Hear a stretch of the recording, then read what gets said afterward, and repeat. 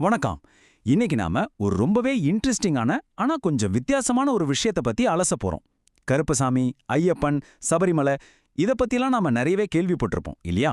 ஆனா இன்னைக்கு நாம பார்க்க போற கோணம் சுத்தமா வேற.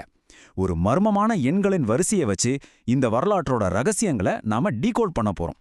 அதாவது இது வெறும் புராண கதை இல்லைங்க. எண்கள் மூலமா சொல்லப்படுற ஒரு பிரம்மாண்டமான காலத்தின் பதிவு. வாங்க இந்த எண்களுக்கு பின்னாடி ஒளிஞ்சிருக்கிற கருப்பசாமியோட புதிரை நாம ஒன்னா சேர்ந்து அவிழ்க்கலாம். சரி, நேரா விஷயத்துக்கு வருவோம். 8,64,000, 5,125, அப்புறம் வெறும் 18. கொஞ்சம் யோசிச்சு பாருங்க, இந்த எண்களுக்குள்ள என்ன சம்பந்தம் இருக்க முடியும்? ஒன்னு பல லட்சங்களை தாண்டின ஒரு பிரம்மாண்டமான நம்பர், இன்னொன்னு சில ஆயிரங்கள், அப்புறம் ரொம்பவே சின்ன ஒரு 2 இலக்க நம்பர். மேலோட்டமா பார்த்தா இதுக்கெல்லாம் எந்த சம்பந்தமும் இல்லாத மாதிரி தான் தோணும். ஆனா நம்ம சோர்ஸ் டேட்டாவை பொறுத்த வரைக்கும் இந்த எண்கள் தாங்க கருப்பசாமியோட முழு வரலாற்றையுமே தாங்கி நிக்குது. அப்படியாப்பட்ட என்ன ரகசியம் இந்த நம்பர்ஸ்க்கும் சபரிமலைக்கும் இடையில இருக்கு?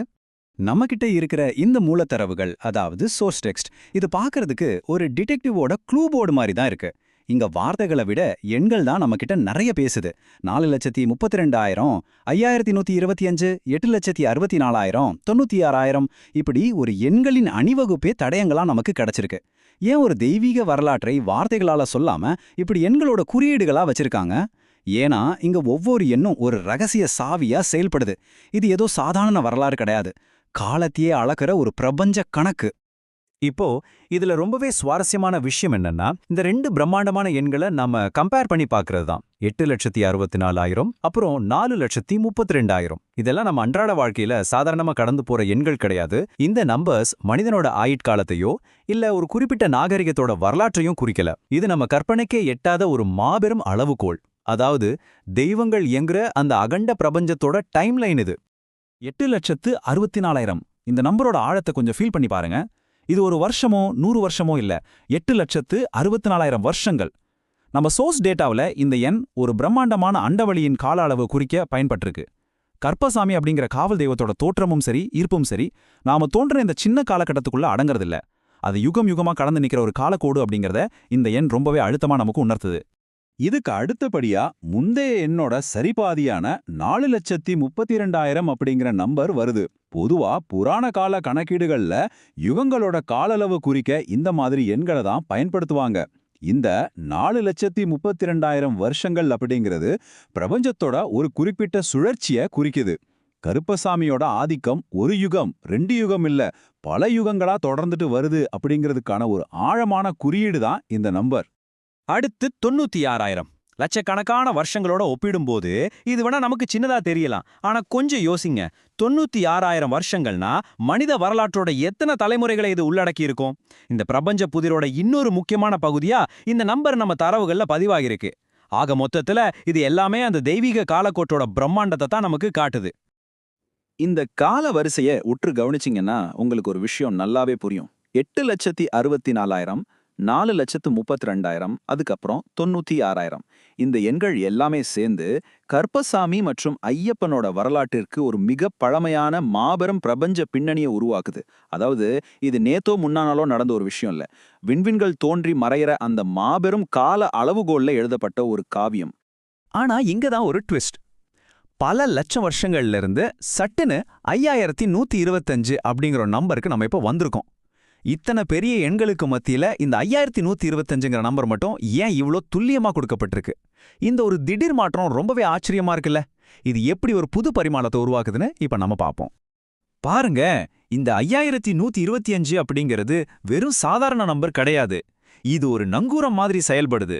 லட்சக்கணக்கான வருஷங்கள் கொண்ட அந்த மாயாஜால பிரபஞ்ச காலக்கோட்டிலிருந்து ஈஸியா அளவிடக்கூடிய நம்மோட யதார்த்தத்துக்கு ரொம்ப நெருக்கமான ஒரு காலத்துக்கு இது நம்ம கொண்டு வருது.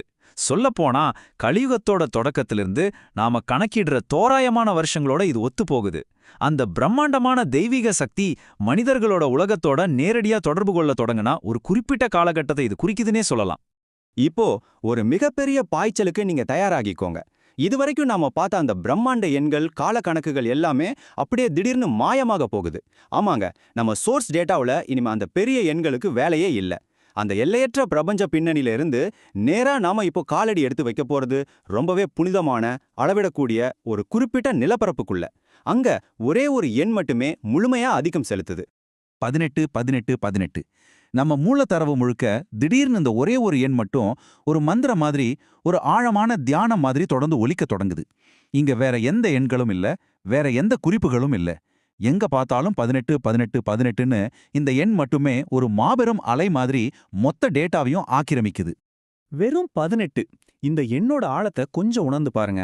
லட்சம் வருஷங்களை பத்தி பேசின அதே தரவு இப்போ கருப்பசாமியோட வரலாற்றோட பிற்பாதியா அந்த ஒரே ஒரு நம்பருக்குள்ள சுருக்கிடுச்சு.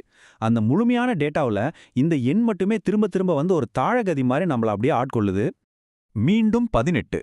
இந்த நம்பர் நிஜமாவே ஒரு தவிர்க்க முடியாத சக்திங்க. கருப்பசுவாமிக்கும் ஐயப்பனுக்கும் இடையில இருக்கிற அந்த இறுதியான உறுதியான பிணைப்பை உணர்த்துறது இந்த 18 அப்படிங்கிற எண் மட்டுமே. ஒரு எல்லையற்ற காலவெளியில பயணிச்ச நாம இப்போ இந்த 2 இலக்க எண்ணுக்குள்ள முழுமையா கட்டுண்டு கிடக்கும். சோர்ஸ் டேட்டாவுல இந்த எண் ஒரு வெறியோட திரும்ப திரும்ப பதிவாயிருக்கு. 18. ஆமாங்க, சபரிமலை வரலாற்றோட கருப்புசாமி தத்துவத்தோட முழுமையான மையப்புள்ளியே இதுதான் அப்படிங்கறத இந்த தொடர் உச்சரிப்பு நமக்கு ஆணித்தரமா சொல்லுது. என்னதான் லட்சக்கணக்கான வருஷங்களோட வரலாறா இருந்தாலும் கடைசியில அது வந்து நிக்கிற இடம் இந்த 18ல மட்டும்தான். ஸோ இங்க மிக முக்கியமான பாயிண்ட் என்னன்னா, இந்த 18 அப்படிங்கிறது சபரிமலையோட புனிதமான 18ஆம் படியை குறிக்குது. சுவாமி ஐயப்பனை தரிசிக்க செல்ற ஒவ்வொரு பக்தரும் கடந்து போற அந்த 18 படிகள். இந்த படிகளோட காவல் தெய்வமா ஒரு பிரபஞ்ச சக்தியான கருப்புசாமி எப்படி தன்னை சுருக்கிக்கிட்டு ஐயப்பனுக்காகவும் பக்தர்களுக்காகவும் அங்க காவலுக்கு நிக்கிறார் அப்படிங்கறது தான் நம்ம தரவுகள்ல உள்ள அந்த மந்திர மாதிரி திரும்ப திரும்ப வர எண்கள் நமக்கு வலியுறுத்துது. நம்ம டேட்டாவில் இந்த 18 அப்படிங்கிற எண்ணோட ஆதிக்கம் எவ்வளோ பிரம்மாண்டமா ஒரு பெரிய பகுதியை கவர் பண்ணியிருக்கு. அதே சமயம் அந்த லட்சம் வருஷங்களை குறிக்கிற எண்கள் எல்லாம் வெறும் ஒரு சின்ன கோடு மாதிரி எப்படி சுருங்கிடுச்சுன்னு கவனிச்சிங்கன்னா ஒரு விஷயம் நல்லாவே விளங்கும்.